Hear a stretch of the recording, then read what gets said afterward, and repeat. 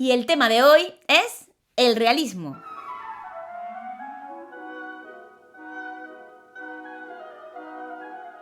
Bienvenida un día más a mi canal sobre la historia del arte para selectividad.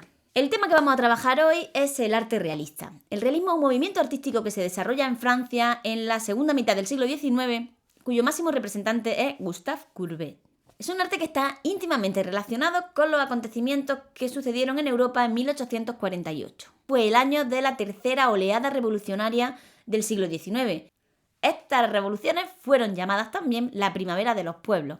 Los protagonistas de estas revoluciones son los obreros, el proletariado, la clase trabajadora. Es la época de Marx, Engels, Proudhon, Bakunin. Casi todas las revoluciones del 48 fueron reconducidas a regímenes más conservadores, pero dejaron patente la imposibilidad de continuar con el antiguo régimen. En Francia, el rey Luis Felipe de Orleans fue destronado y se proclamó la Segunda República Francesa. En principio, una república muy social, con sufragio universal, con mucho protagonismo de la clase obrera. A mitad de siglo, Luis Napoleón Bonaparte va a dar un golpe de estado, va a proclamar el Segundo Imperio francés. En la época del positivismo, resaltaba el valor de la ciencia como el único instrumento capaz de asegurar el progreso social y humano. El realismo fue un movimiento sobre todo literario y pictórico. Los artistas realistas se interesan por el mundo cotidiano, se interesan por las clases más desfavorecidas, por el proletariado, por el campesinado, por los trabajadores y trabajadoras. Es un arte combativo, un arte revolucionario. Critica las desigualdades económicas y las desigualdades sociales. Los pintores van a utilizar los grandes formatos que se usaban en la época neoclásica y romántica para los grandes temas, como el de la consagración de Napoleón, para tratar temas cotidianos. Ellos afirman que cualquier tema cotidiano es digno de ser pintado. Ellos quieren captar la realidad del momento como si fuera una foto. Y además van a captar esta realidad de una forma objetiva, imparcial, con la máxima veracidad. De ahí el nombre del realismo. Ellos afirman que la única belleza válida es la belleza que nos proporciona la realidad y que no hay que modificarla, ni dulcificarla, ni idealizarla. Los antecedentes de la pintura realista los tenemos en la escuela de Barbizon. Fue un grupo de pintores paisajistas que se juntaban cerca de los bosques de Fontainebleau, cerca de la localidad de Barbizon. Pertenecen a este grupo Corot, Millet, Rousseau y muchos más, y funcionan como el puente entre la pintura romántica y la pintura realista. También va a ser un antecedente muy importante para la pintura impresionista. Pintan de una manera muy realista el paisaje, aunque todavía con un cierto tono romántico. Y son muy interesantes porque van a pintar los apuntes del natural. Saldrán con sus lienzos al campo, pero siempre terminarán su obra en el taller. Además de Courbet, vamos a estudiar otros dos grandes pintores como son Daumier y Millet. Millet pertenece a la escuela de Barbizon y orientó su pintura hacia el tema del campesinado.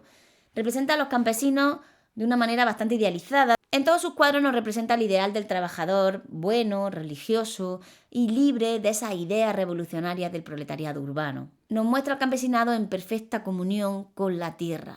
El otro gran pintor realista va a ser Daumier, que fue sobre todo un dibujante y litógrafo. Sus temas son duras críticas políticas y aparecen normalmente personajes humildes, marginados. Las pinturas, y especialmente los grabados de Goya, van a estar muy presentes en este litógrafo.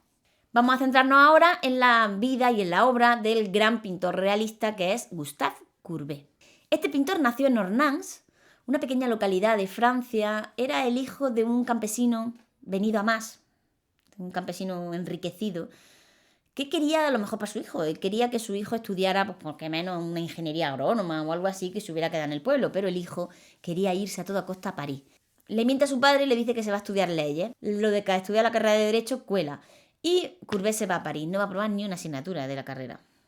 Rápidamente se pondrá a estudiar pintura por libre, visitando el Louvre, visitando distintas exposiciones. Su fuente de inspiración estará en la pintura veneciana, en la pintura barroca española, especialmente Velázquez, Zurbarán, Ribera. También en la pintura holandesa, especialmente Rembrandt. Y tuvo muchísima influencia también en él la obra de Goya. Sus primeras obras aceptadas son este autorretrato, lo vemos aquí, el autorretrato con perro.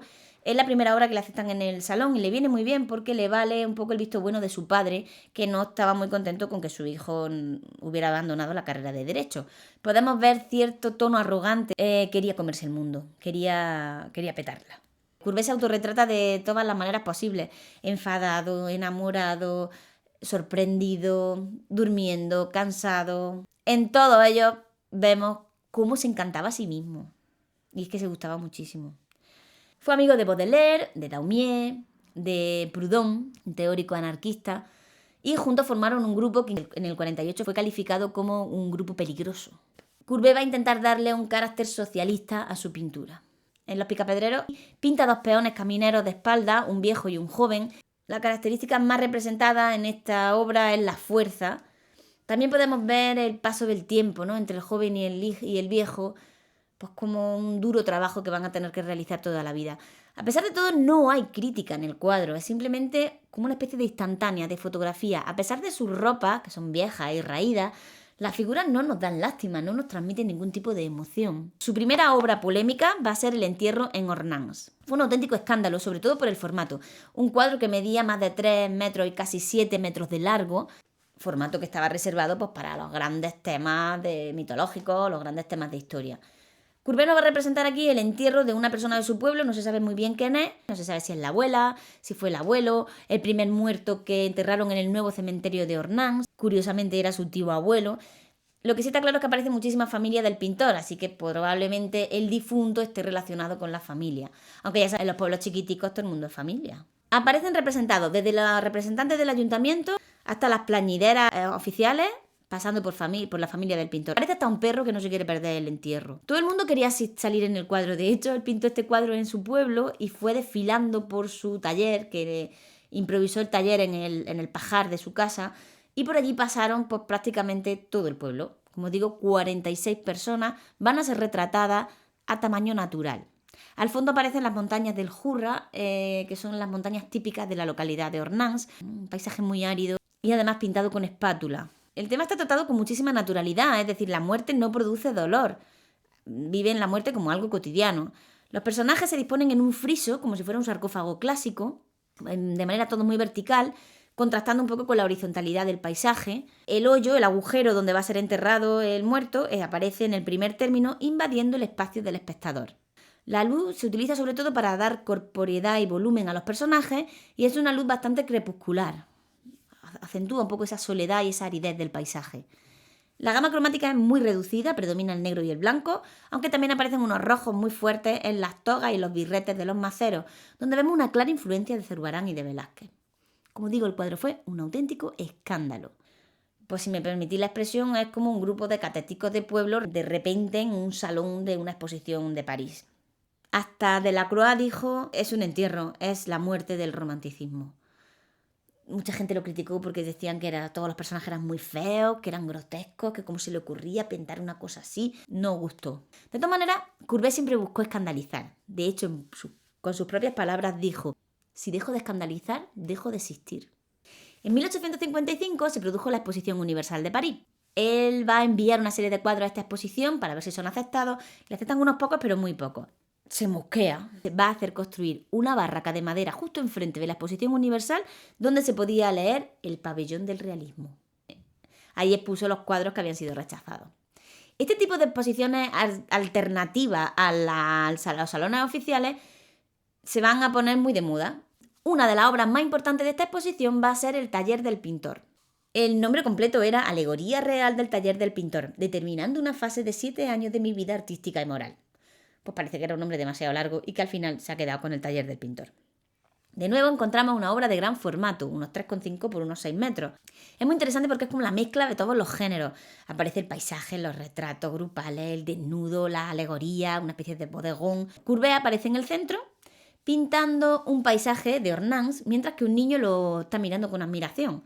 El niño sería el símbolo de la inocencia, el símbolo de la vida. Detrás aparece la modelo desnuda, la inspiración del artista, que también lo observa atentamente.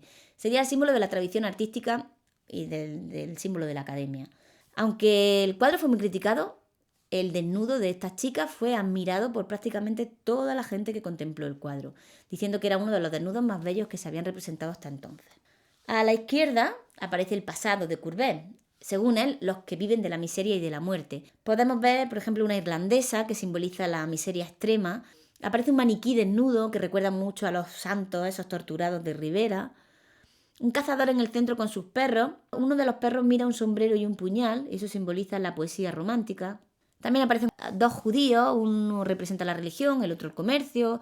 Aparecen también una serie de burgueses, probablemente podrían ser sus familiares, un sacerdote, un terrateniente, un segador, un obrero. Todas estas figuras son alegorías reales que representan las distintas esferas de la vida, son personajes que han ido influyendo en su obra, y especialmente en su pasado. A la derecha de Courbet se presentan los que ven con simpatía el arte, es el presente de Courbet. En primer plano aparece Baudelaire, sentado, que simbolizando la poesía. Al lado de Baudelaire aparece una pareja burguesa, la chica del mantón, que visita el taller. Son como aficionados a la pintura. En esta chica y el mantón de Manila podemos ver una influencia importante de los maestros barrocos españoles. A los pies de la pareja un niño lee y escribe, la infancia estudiosa y burguesa. En medio del grupo una pareja se abraza, clara alegoría del amor libre. También aparece Champfleury, que es el periodista que va a difundir el término del realismo, muy amigo del pintor. Aparece sobre un taburete representando la prosa, aparece Proudhon y otros relacionados con el movimiento realista y con el círculo de amigos del pintor. Un cuadro que también va a escandalizar bastante fue este, La señorita a orillas del Sena. Claramente son dos prostitutas. En esta época la prostitución se realizaba en los bordes de los ríos. Son dos chicas que descansan y que se cobijan un poquito del calor del verano, echándose una siestecilla en la orilla del río. Están relajadas, una casi durmiendo.